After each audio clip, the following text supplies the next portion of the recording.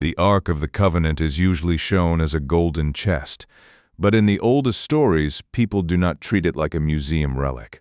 They treat it like something dangerous enough to win wars, break idols, spread terror, and kill a man who only tried to steady it. Everyone has seen the image: a golden chest, two winged figures, and a mystery that disappears somewhere before history can catch it. That is the familiar Ark of the Covenant, but the familiar image is almost too clean. It makes the Ark feel like a treasure chest, a holy container, a lost object for explorers to chase. The older stories are stranger than that. In the Hebrew Bible, the Ark is not only a box that holds sacred tablets, it is the object associated with the divine presence among Israel. It sits at the center of sacred space. It is carried by priests. It goes before the people.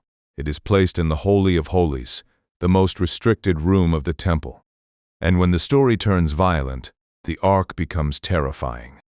Armies shout when it enters the camp. Enemies panic when they hear it has arrived. A foreign god's statue falls before it. Cities beg to get rid of it. Even Israelite handlers fear touching it incorrectly. That is the shock value of the Ark story. The mystery is not only where it went, the mystery is what kind of object ancient people believed they were dealing with. A modern viewer asks, where is the Ark? The ancient story asks something darker. What happens when the Ark is mishandled? The most cinematic Ark story begins with a military disaster. Israel is fighting the Philistines. The first battle goes badly. So the elders ask a dangerous question: why has the Lord defeated us today? Their solution is not a new tactic. It is not a bigger army.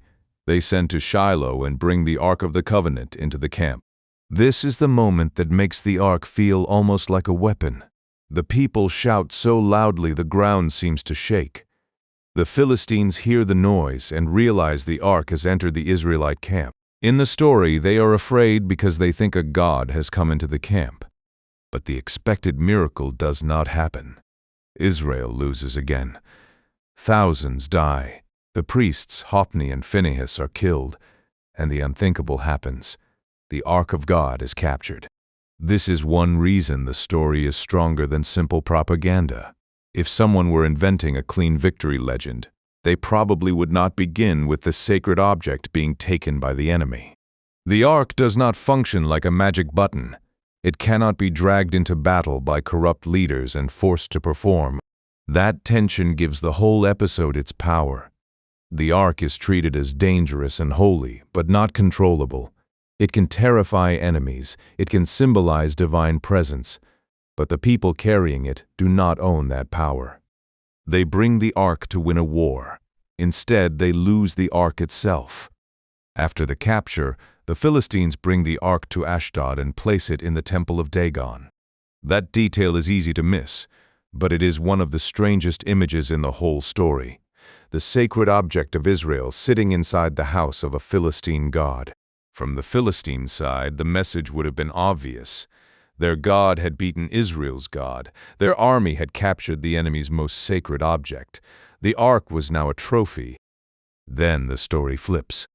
The next morning, the statue of Dagon is found fallen face down before the Ark. The people set the statue back up. The morning after that, it is fallen again, this time with its head and hands broken at the threshold. The scene is written like a silent duel. No army fights, no prophet speaks. The Ark simply sits there, and the rival god's image cannot remain standing. This is why the Ark topic has shock value without needing fake claims.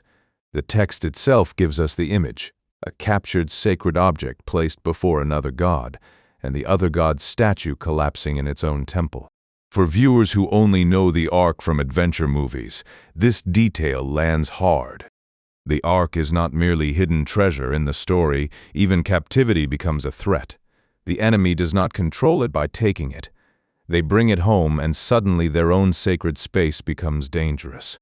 The Dagon scene is only the beginning. The Ark remains among the Philistines, and the story says disaster follows it from city to city. Ashdod suffers. The Ark is moved to Gath. Then Gath suffers. It is sent toward Ekron, and the people of Ekron panic before it even settles there. The text describes terror, death, and painful affliction. Ancient translations and modern readers debate the exact medical meaning of the outbreak, but the narrative point is blunt. The captured ark has become unbearable. That is a powerful reversal. The Philistines thought they had taken Israel's sacred object. Instead, the object becomes a crisis they cannot absorb. So they call priests and diviners and ask what to do. The answer is not simply send it back. They are told not to return it empty. They prepare a guilt offering, including golden objects representing the affliction and the animals or pests associated with the disaster. This is one of the weirdest details in the ark story. The enemies return the ark with symbolic gold offerings, trying to acknowledge the harm and end the plague. It feels almost like a ritual containment problem. The ark was brought into battle as if it could be used. It was captured as if it could be owned. But the story keeps resisting both ideas. Use it wrongly and disaster follows. Capture it and disaster follows. Treat it like ordinary loot and your own city wants it gone. The Philistines devise a test. They place the ark on a new cart, along with the gold offering. Then they yoke 2 milk cows that have never pulled a cart and separate them from their calves. The logic is simple. If the cows wander or turn back toward their calves, then maybe the disaster was only chance. But if they go straight toward Israelite territory, then the Philistines will know the hand behind the crisis. In the story, the cows go straight toward Beth Shemesh. They do not turn right or left. This is one of those details that sounds almost folkloric, but it serves a clear narrative purpose. The ark does not need an army escort to return. The animals themselves become part of the sign. When the cart reaches Beth Shemesh, the people are harvesting in the valley. They look up and see the ark, and they rejoice. For a moment, it feels like the terror is over. The ark has come home. The enemy has returned it. The crisis has ended. But the story does not let the viewer relax for long. Because even when the ark is back among Israelites, the danger has not disappeared. The same object that humiliated Dagon and terrified Philistine cities is still not safe to handle casually. The ark is home, but it is not tame. At Beth Shemesh, the ark's return turns dark again. The text says, "Some men are struck because they looked upon or into the ark." Different traditions preserve different numbers, and translators handle the phrase with care. But the narrative point is the same. The ark's holiness is not reduced by coming home. This is a useful place to slow down and avoid overclaiming. We are not proving a physical mechanism. We are not saying archaeology has found this exact episode. We are reading how the ancient narrative frames the object. And the frame is severe. The ark is not a curiosity. It is not something villagers can inspect like a recovered treasure. It is not safe because it is familiar. The boundaries around it matter. That boundary is part of what modern audiences often miss. The ark is famous because it is lost, but in the texts it was frightening before it was lost. Its danger was not only to enemies. It was danger around sacred proximity itself.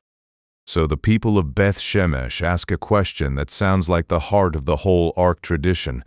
Who is able to stand before the Lord, this holy God? That question changes the video. The story is no longer just about a missing object. It is about a sacred object that nobody can fully control, not even the people who believe it belongs with them. The most shocking ark scene comes later, when David tries to bring the ark to Jerusalem. The procession is joyful. There is music, movement, and celebration. The ark is on a cart. Then the oxen stumble. A man named Uzzah reaches out his hand to steady the ark. That is all he does. He does not steal it. He does not mock it. He does not attack it. He seems to be preventing it from falling. And the story says he dies there beside the ark. For a modern viewer, that detail feels almost impossible. It is exactly the kind of moment people remember once they hear it. The ark is so holy, so restricted, so dangerous in the narrative imagination that even an apparently protective touch becomes fatal. The safe historical framing is important. We should not turn this into cheap spectacle. The text is communicating a theology of sacred boundary. The ark cannot be handled like ordinary furniture, even during a religious celebration. But the shock remains. People know the ark as lost treasure. They know the golden chest. They know the angels on top. Far fewer know the story where a man touches it to steady it and dies beside it. That is the detail that makes the title honest. The Ark of the Covenant was not just a box.